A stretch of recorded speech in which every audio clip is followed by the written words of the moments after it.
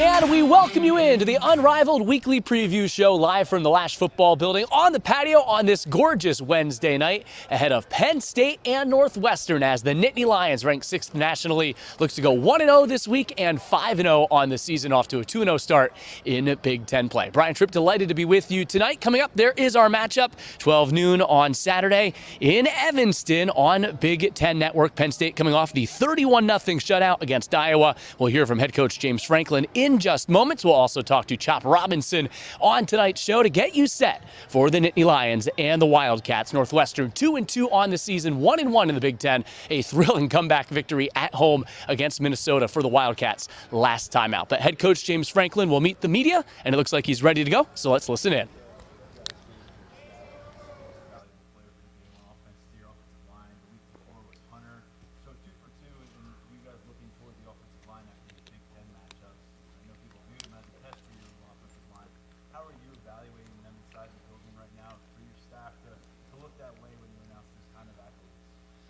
Yeah, it's not like, this isn't everybody gets a trophy or everybody gets a smiley face type of deal. We watch the film, we evaluate it, and we kind of make decisions based on how guys perform.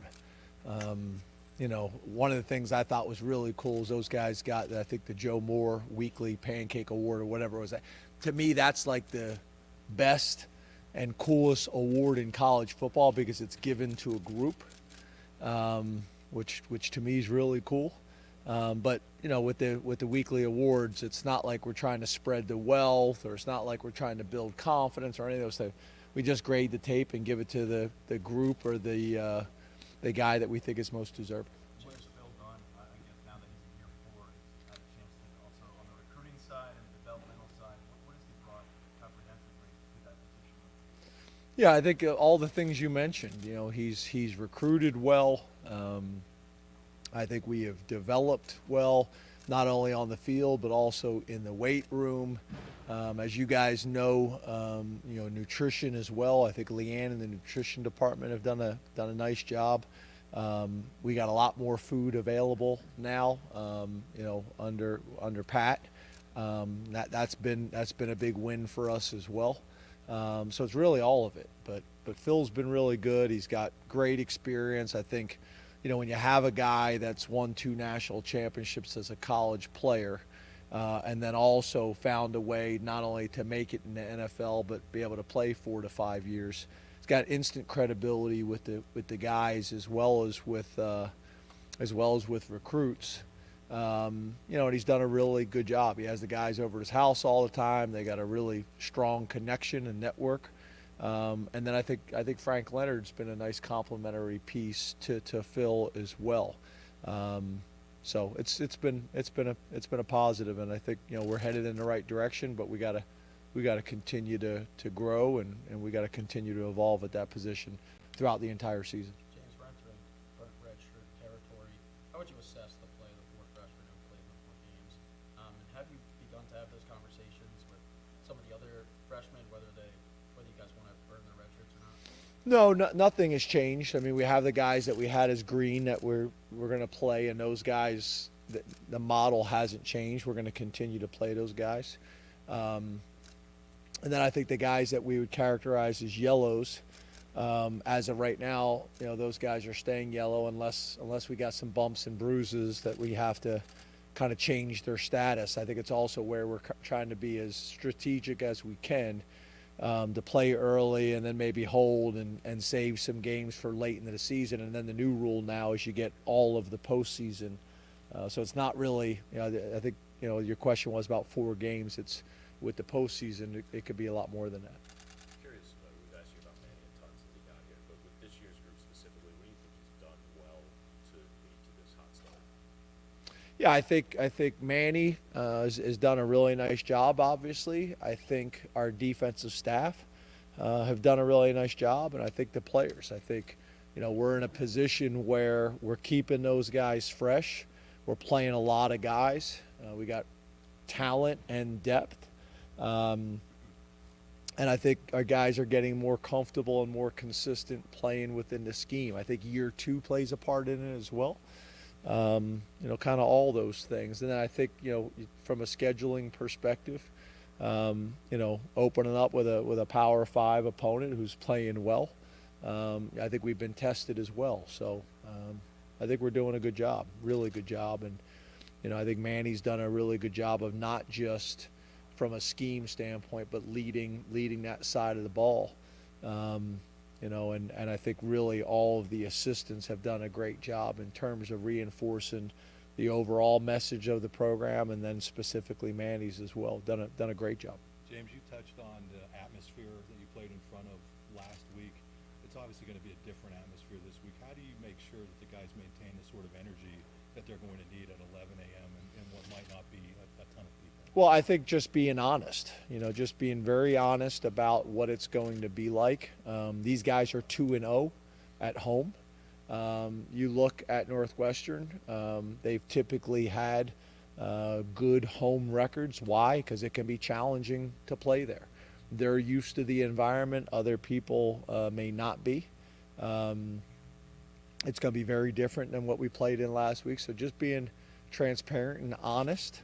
Are we internally motivated? Or are we externally motivated? But for me to act like it's not a factor, it is, and you got to get prepared for it. We haven't had any music, even our period 20. You guys know we usually play the Phil Collins, and it's usually blaring. And they were asking me to turn it up today, and I said no. So just little things like that. But at the end of the day, it's going to be about us executing our jobs and our assignments.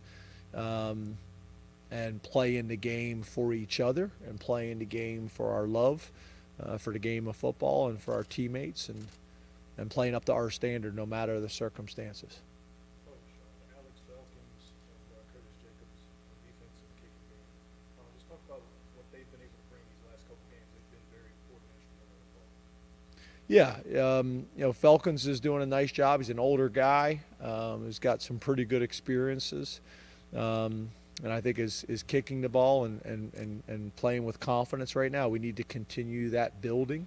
And then Curtis has played a ton of football here, kind of steady Eddie, and then has been able to make some splash plays, however you want to describe it, as well. I thought last week he played as fast and as physical as he's played this year. So we need those guys to continue to play this way on a consistent basis for the rest of the season, starting this week. James, Sal Wormley said this Friday. He's more comfortable and confident playing with the play style and the playbook. How would you evaluate his play so far this year? Yeah, I think Sal's playing well. He's played a ton of football here. He's been in the same system for a while. I think he had a really good off season. I think he's playing well, and he should be as a veteran player at this point of his career. And obviously, there's a lot of confidence that comes from that.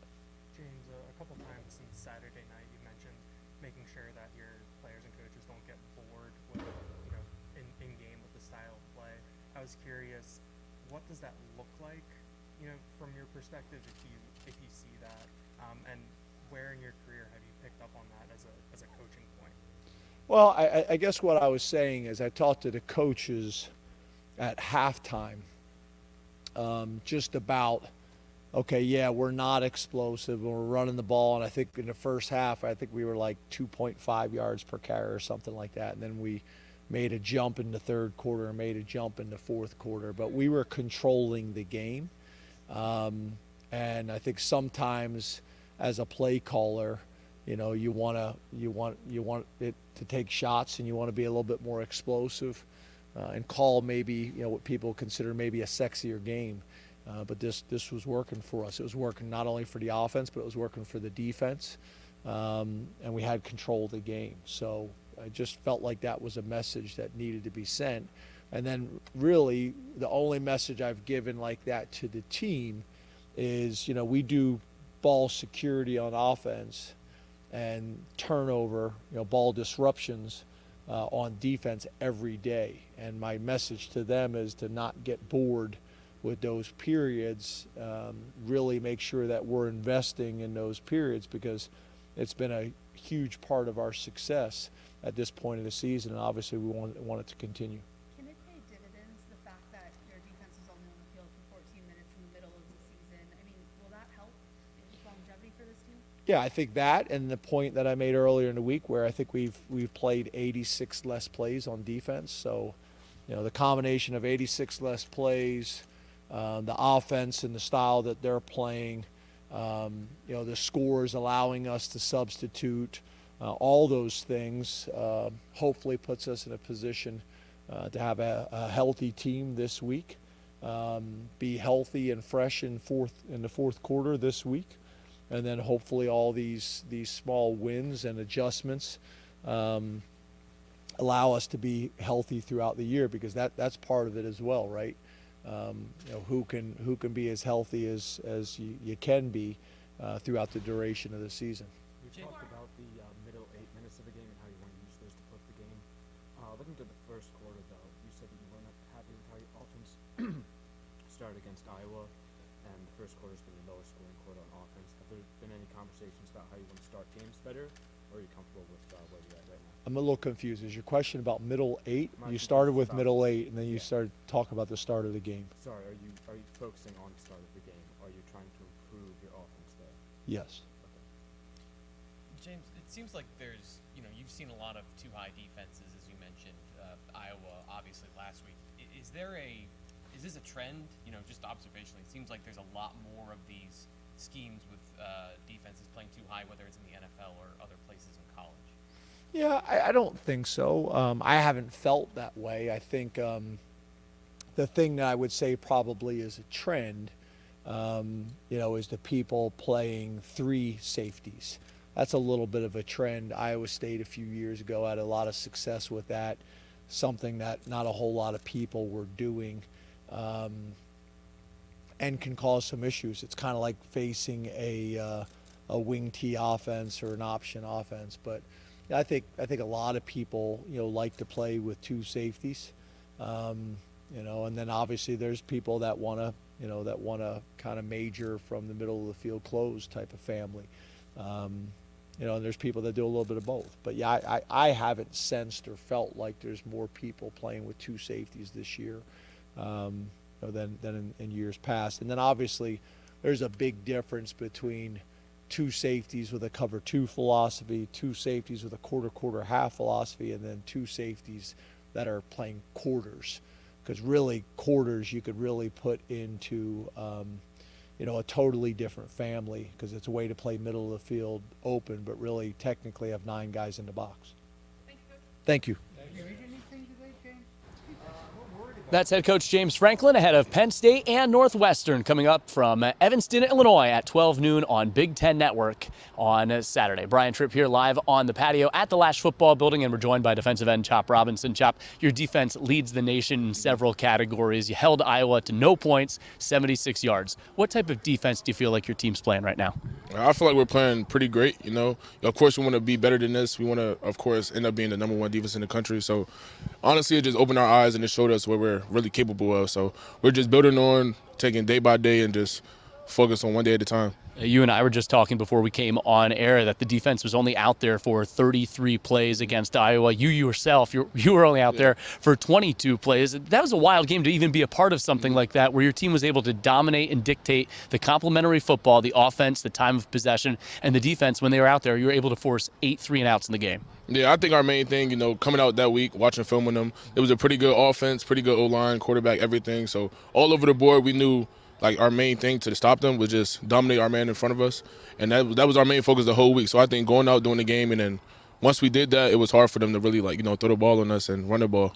Well, the mentality of this defense is to get takeaways. 9 takeaways over the last 2 games, and you had the strip sack that really lit Beaver Stadium. I think it was the loudest point during the game on Saturday, and we're watching it right here. You came around that tackle there, the left tackle. Take me through this play. Honestly, so I was supposed to be lined up inside the tight end, but I seen a pass key from the tackle, offensive tackle, so I knew I could widen out and pass rush from the tight end or the tackle, whoever comes first to block me.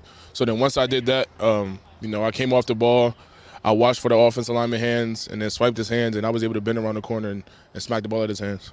Coach Diaz was talking after the game about the new alignment with 3 defensive ends lined up along the line of scrimmage, and you were shifted inside where you were more on that center and guard. What's your approach when you're lined up inside, and is that something new for you? Yeah, it's something new, but we worked on it in practice, in camp and stuff, lining up as 3 tech, against one-on-ones, against our offensive line. And, when you're going against our offensive line in one-on-ones, that's going to be like the hardest thing to do. So once the game comes, it's pretty easy.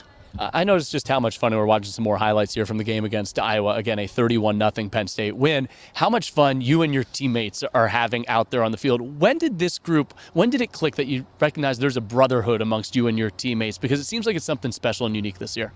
Honestly, I would say when I first came here, just the chemistry and the brotherhood that everybody had from the D-line room to the secondary, it's just everybody clicked together. It's not just one group hanging with one group. It's just everybody, like even the defense hangs with the offense. So just having that chemistry and that brotherhood, even in the locker room, it's special.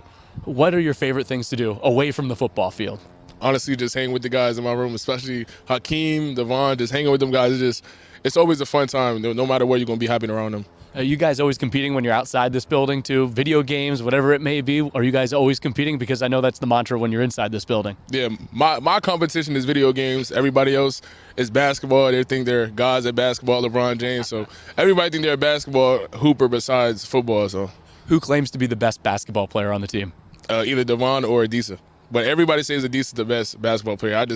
We made a bet. We're going to play one-on-one sometime soon, and we'll see how it goes. If you were playing one sport besides football, what would it be? One sport besides football? I played basketball a little bit, but I wasn't good at it. But it'll probably be basketball. Even though you're not good at it? Yeah, it'll probably be basketball. I know I can play defense, so that's all that matters. Spoken like a true defensive end. We just heard Coach talking about preparing for Northwestern this weekend, and he said, it's going to be a different type of environment. And we've seen out here this week, he said, that music's been a little bit quieter or music's been off here at practice. How important is it to maintain that energy and that 1-0 mentality no matter what the opponent may bring to the table? Honestly, I feel like the no music and stuff like that hasn't affected us as a defense because we always bring our own energy no matter if it's 110,000 in the stands or 0. The defense just has their own energy, and once we have that chemistry around, I feel like nothing can stop us no matter what. There's a lot of guys with energy on that defense. Coach Diaz has a ton of energy. Where's the energy level? Who has the most energy on your Penn State defense? Honestly, I would say Amin Vandover. No matter what, no matter how the weather is, anything like that, he's coming to bring energy. He's the guy that everybody goes to when they need energy. Well, it's starting to feel like football season. You said it's a little bit chilly out here. I'll let you get out of here. Chop, thanks so much. Appreciate you.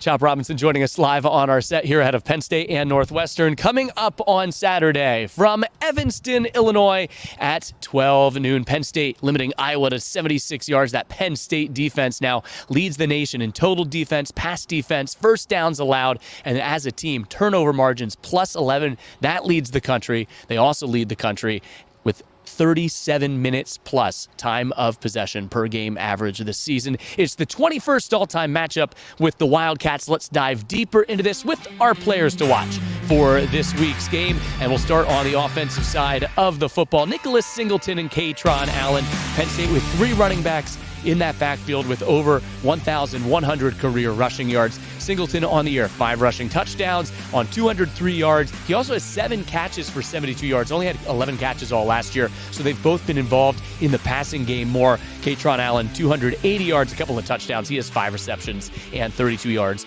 on the season. One of the best 1-2 punches in the nation. So those are the offensive players to watch going into this weekend's matchup with the Wildcats. On defense, we just talked to him here on set. Defensive end Chop Robinson has started all 4 games this year for Penn State. He was the team's defensive player of the week against Iowa with that strip sack in the third quarter. Had 2 quarterback hurries in the game. You see him there putting pressure on McNamara. The Penn State defense was swarming all night long. That was that defensive line. It's all 3 levels. Defensive line, linebackers, and we go to the secondary. A secondary that may get tested against the Wildcats. Kalen King, first team preseason All-American, 9 total tackles, started all 4 games this season. He was the staff's defensive player of the game against West Virginia. We're going back to last year. Teams haven't even thrown at Kalen King this year. He's been so darn good, but Northwestern in their comeback against Minnesota really leaning on their passing game as we take a look at the key players to watch for the Wildcats who enter this game at 2-2, 1-1 in the Big Ten.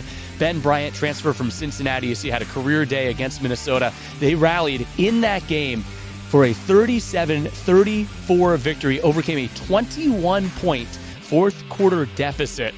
Bryant, career game against Minnesota last time out. The same for his top receiver, Bryce Kurtz, 10 catches, 215 yards, 2 touchdowns in that game. And then on the defensive side, Northwestern's always been known for really good linebackers, Gallagher and Mueller.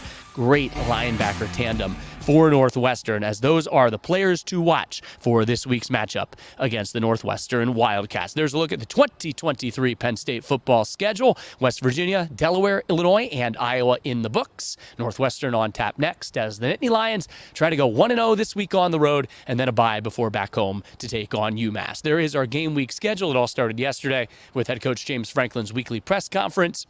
Topic of conversation yesterday: how do you like your coffee? Tonight here, the Unrivaled Weekly Preview Show. We appreciate you joining us. Please comment. Let us know who you are, where you're watching from. We want to know where you're watching from tonight. Tell us in those comments. Thursday, the Penn State Coaches Show featuring head coach James Franklin live from the field. A later schedule this week as the team goes on the road. The radio show starts at 10:30 with that pre-game coverage before the noon kickoff, and then post-game we'll have the Unrivaled post-game show and also the radio post-game coming up as well on Saturday. So that is our game week schedule for Penn State football. Saturday, on Sunday, a lot of Nittany Lions in the NFL. Let's look back at last week's NFL highlights as Penn Staters continue to dominate at the next level. Week 3 in the NFL, Cowboys linebacker Micah Parsons recorded his 4th sack of the season among 5 tackles Sunday at Arizona. Panthers running back Miles Sanders spun for 15 yards on this run and had a 1-yard touchdown run at Seattle. Steelers tight end Pat Freiermuth had 3 receptions for 41 yards, including this touchdown, in a win at the Raiders on Sunday night. And finally, some love for the punter. Ravens' Jordan Stout pinned the Colts near the goal line, leading to this safety on Sunday against Indianapolis.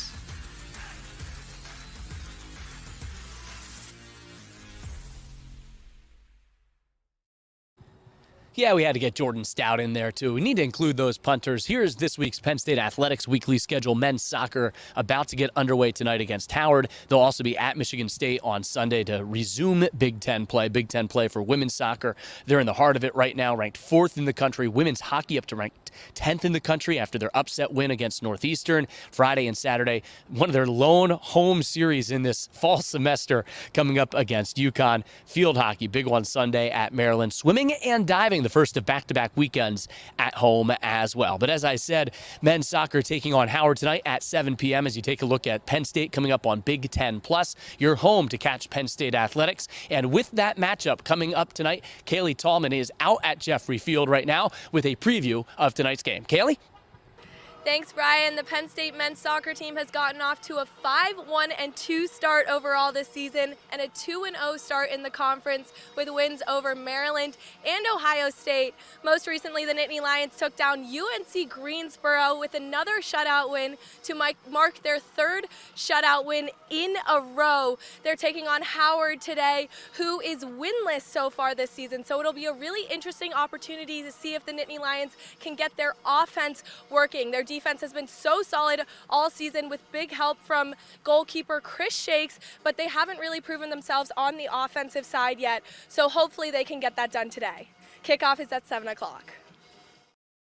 Kaylee, thanks so much. And that team only 1 blemish, 3 consecutive wins, as Kaylee talked about, and 3 consecutive shutouts. So that defense really has been outstanding for the men's soccer team so far. Speaking of defense, the Defensive Player of the Week from College Hockey America, Maggie McEachran from the Penn State women's hockey team, coming off a great 1-1 start to the season, fell on Saturday in their season opener against Northeastern. Then the number 5 team in the land, Northeastern, Penn State took them down with a 3rd period comeback on Sunday. They are at home to open up their season inside Pagula, the home opener, coming up at 6 o'clock on Friday. I had a chance to chat with Maggie a couple of moments ago right here on the patio at the Lasch Building.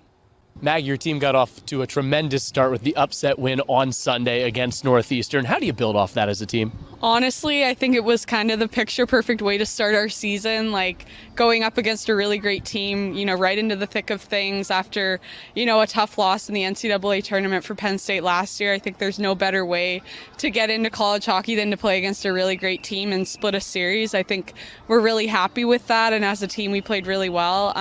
Building off that, we've got UConn this weekend for our first home opener, and we're trying to do a lot of the same things, but play in front of a home crowd and bring it home. We're watching some of the highlights here from the victory at Northeastern on Sunday. It was a really defensive weekend all weekend long. You probably like that, playing on the back end. But what was the feeling when the goal went in late in the third period to complete the comeback? Honestly, I think we talked about it as a team in the locker room after, and then a lot during the beginning of this week, and just the feeling of joy and, accomplishment, but also the feeling that we are not done yet. Like, we got to get used to this feeling and to bearing down at the end of the game and getting everyone's best game. So I think it was just really exciting, but also ready for what's next to come. You're transferring in after 4 terrific seasons at Colgate. The experience of getting to know your new teammates and finding that chemistry here early in the season. Honestly, it's been so much fun. Like you said, Brian, I've played on 4 really awesome teams. I've been to the NCAA tournament my fair share and played a leadership role on those teams, but I can already tell that this group is so special, and we've got something to prove. After the first CHA championship win last season and first trip to the NCAA tournament, it's clear that our team's ready for the next step in our NCAA journey, starting with Northeastern and UConn next, and we're ready for what's next for this program. You mentioned playing at home at Pagula after watching your brother play at Pagula Ice Arena for the last 4 years. What are you looking forward to of getting on that ice with fans in the building? I think just the student body support, even though the women's program obviously doesn't get the same as the men. I think that's something that's pretty easy to see, but just the Roar Zone in general, I think is going to be awesome in comparison to what I've had in the past at Colgate. And then just having our student body there behind us and seeing all their chants and having, I hate playing in front of a stadium that's cheering loud. So I know when I played for Colgate here last year, I did not like to be on the receiving end of the Roar Zone. So I'm excited to have them behind me this time. After hearing about Penn State for so many years from your brother, now getting the opportunity to be here, not only playing hockey at Penn State and playing in Pagula, the great facility, but being on campus. How would you describe your Penn State experience so far? Honestly, I think it's pretty top notch. It's state of the art. I mean, they treat us like professionals, and I don't think there's anything you want more than that. And I think for women, at least, this is the pinnacle of our sport right now, and I don't think we're going to be treated anywhere better than where we are at Penn State. You mentioned fitting into a new team, and you have a very impressive team this year. Josie Bothan on the back end, what you guys have in your decor, and obviously so many returning starters up front. What do you like about the makeup of this year's team? Obviously, we've seen 2 games so far, 2 solid performances. What do you like about the makeup moving forward? I think that a phrase that I think describes our team right now is being a star in our role and accepting what we need to do, whether that's from coach or from the leaders on our team, and understanding what we need to do to be at our best. And everyone on our team is really just proud to be out there, and whether you're on the first line or the fourth line, or if you're on the ice for the power play or the PK, everyone knows what they need to do. They accept it and they grind it out and do it for our team. In 4 years, your brother never called me Brian, so that was a first coming from a McEachran. Maggie, it's great to have you here. Good luck this weekend against UConn. Thanks so much. Thank you. And speaking of Penn State women's hockey, head coach Jeff Campersall kicks off the Penn State Coaches Show tomorrow, featuring head coach James Franklin of the Penn State football team at the Field Burger and Tap in Toft Trees, presented by Pepsi. That's at 6 o'clock. You can hear the live audio stream on Lion Vision. You can also catch that on our Penn State Sports Network affiliate. So that's the Penn State Coaches Show tomorrow. Congratulations as well to Jess Merzick from the Penn State women's volleyball team, the Big Ten Player of the Week. Congratulations to the Penn State women's volleyball team, getting off to a 2-0 start in Big Ten play with a home sweep of Rutgers and a road sweep at Northwestern. Hopefully a preview of things to come this weekend, and that was on Sunday. So our congratulations to Jess. While her team was competing on the road at Northwestern, obviously we had the Penn State whiteout right here at Beaver Stadium. One of the cool new features at Beaver Stadium this year, the Tunnel Club. I had an opportunity to check it out prior to the game. One of the new things at Beaver Stadium this year, the Tunnel Club. Exclusive access right where the team comes out and goes out to the field underneath the 1-0 sign for every game. And let me tell you, this is a sick spot to come pregame, hang out. You get to be so close to the team. You have snacks. There's a bar in the back. They're serving alcohol. You get game programs. This is absolutely fantastic in here, and it's a part of exclusive access to Beaver Stadium, brand new for the 2023 season. So you have to try to check this out. For more information, go to gopsusports.com. And this is some of the premier packaging and the exclusive offers now available to fans right here at Beaver Stadium on game day. You know, I was getting a little hungry when I recorded that. I was hoping I could grab a snack or two while I was in there, but we had to get outside for the Wise Markets Tailgate Show, 10:30 on Saturday, to kick off your game day coverage. As you take a look at our game week schedule, of course, at home, we're outside the South Tunnel at Beaver Stadium, an hour and a half prior to the game and an hour and a half prior to the game on the road on the radio side. Kickoff at noon. That's an 11 a.m. Central kick again, the second one this year for the Nittany Lions, and we'll have your post-game coverage, including the Unrivaled post-game show coming up post-game after Penn State hopefully goes 1-0 this week and improves to 5-0 on the season, taking on Northwestern at noon on Big Ten Network on Saturday. When Penn State returns home, their next game following this week, it'll be the Generations of Greatness game and homecoming against UMass on October 14th. Fans, Military Appreciation Day is still coming up on October 28th against Indiana. The Penn State Stripe Out for the Michigan game on November 11th, and All U Day and Senior Day is against Rutgers on November 18th. For tickets, go to Ticketmaster.com/Penn State. But of course, we're looking ahead there. We want to look forward most to